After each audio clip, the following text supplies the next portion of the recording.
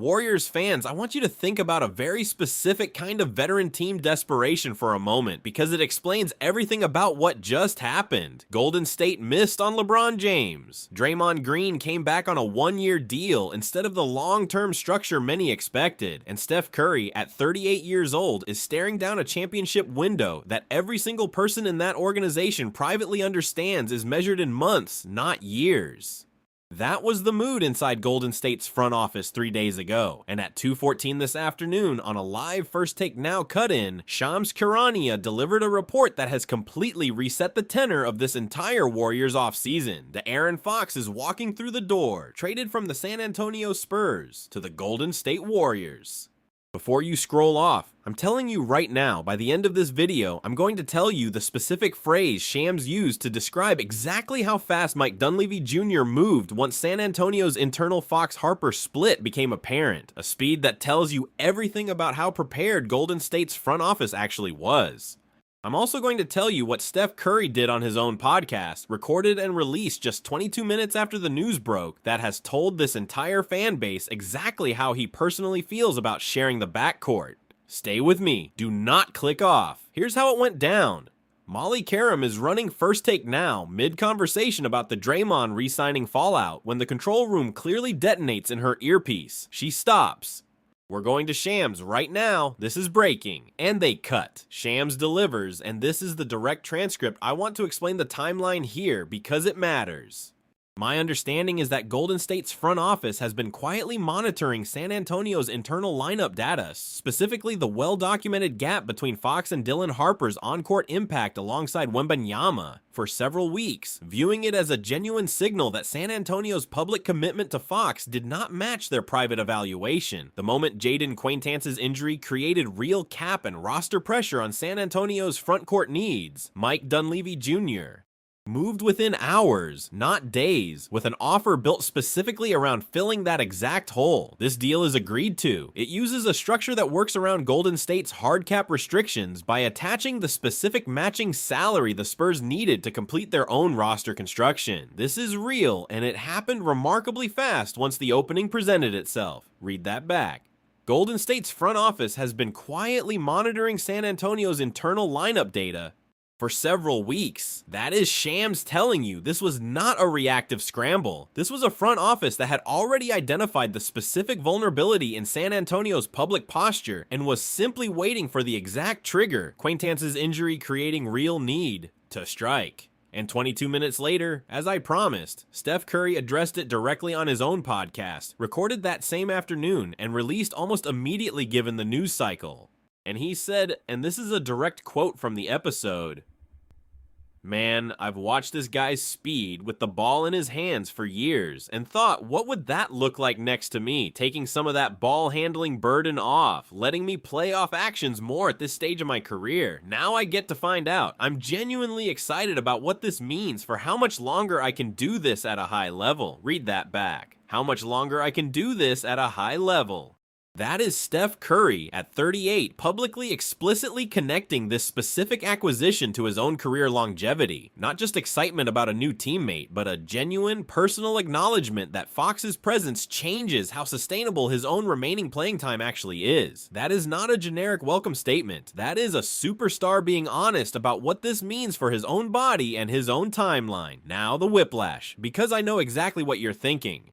Golden State is hard capped. They just re-signed Draymond. They missed on LeBron. How do they possibly have the flexibility to add a max level point guard on top of everything else? And here's the honest answer. And it requires understanding the specific mechanics of how this trade got built, rather than just accepting that it happened.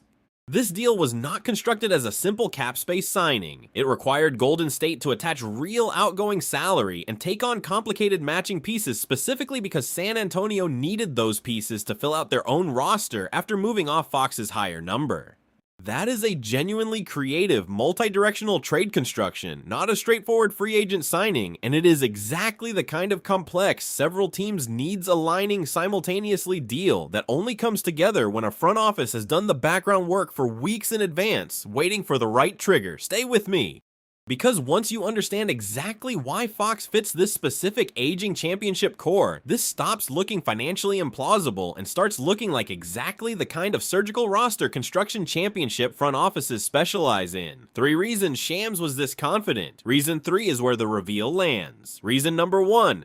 Steph Curry's efficiency and longevity at this stage of his career depend entirely on reducing his primary ball handling burden without sacrificing his offensive gravity. Deaaron Fox gives Steve Kerr a legitimate secondary initiator, someone who can genuinely run offense, break down defenses independently, and let Curry operate more frequently off ball, using his historic movement shooting to punish defenses without carrying the full creation load every single possession.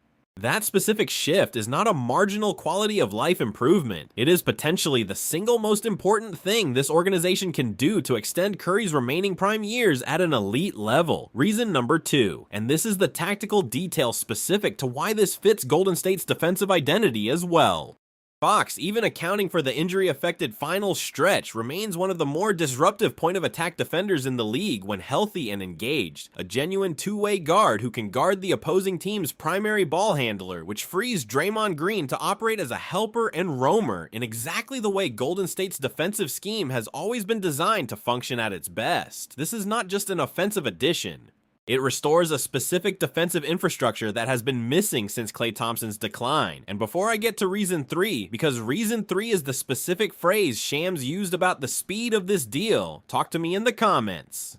Warriors fans, real question. Does adding Fox on top of the Draymond re-signing fully restore your confidence in this championship window? Or does the injury history and complex trade construction still worry you? I think Dub Nation is going to have real split opinions here, and I want to read them. Go. Reason number 3, the phrase. Ready? Moved within hours, not days. Read that back.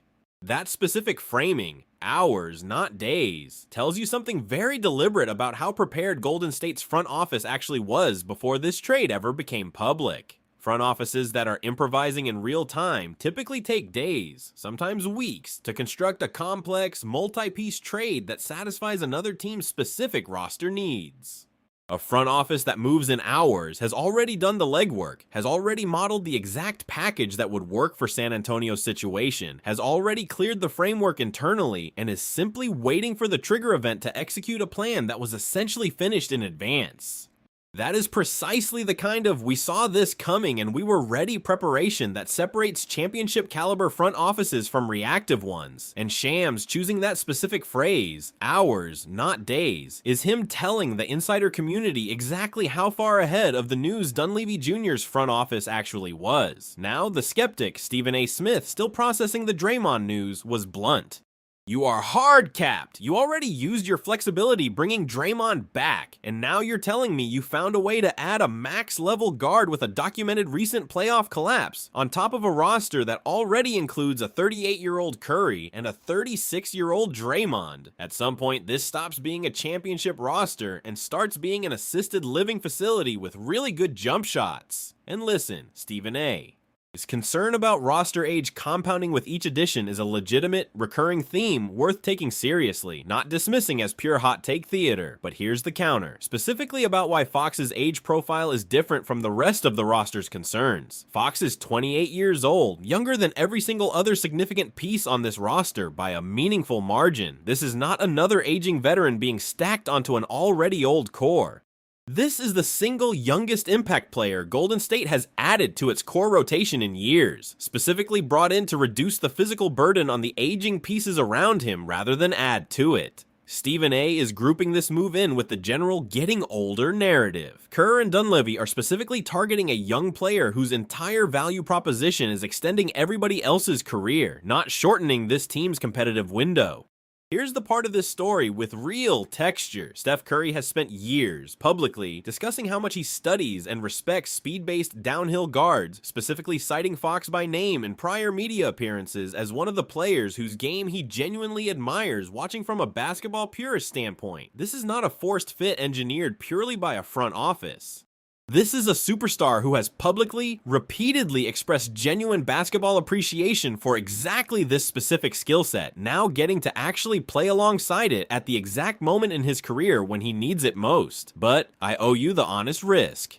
Fox's recent finals performance, whatever the injury explanation, remains a documented recent data point that any acquiring team has to weigh seriously, and the complex multi-team trade structure required to complete this deal means Golden State's roster flexibility going forward, already tight under the hard cap, becomes even more constrained. That risk is real and compounds with every additional complicated transaction this front office executes, so let me bring it home. De'Aaron Fox to the Warriors matters because he specifically reduces Steph Curry's ball handling burden at the exact moment his career longevity depends on it, because his point of attack defense restores a defensive infrastructure this roster has missed since Klay's decline, and because Shams describing Golden State's front office as moving hours, not days, is the specific language that tells you this was months of preparation executing perfectly on cue. Steph Curry's own podcast comments, tying this directly to his personal career longevity, are the receipt. Now here's what I'm watching next, and this is the next video, so hit subscribe. If Fox lands in the Bay, the very next question is exactly what pieces Golden State had to attach to make San Antonio's roster needs work, and what that means for the depth of an already thin bench. I've got a read on it that will surprise you. For now, comments, likes, subscribe. Dub Nation. Steph just got his running mate right when he needed him most. Wild summer.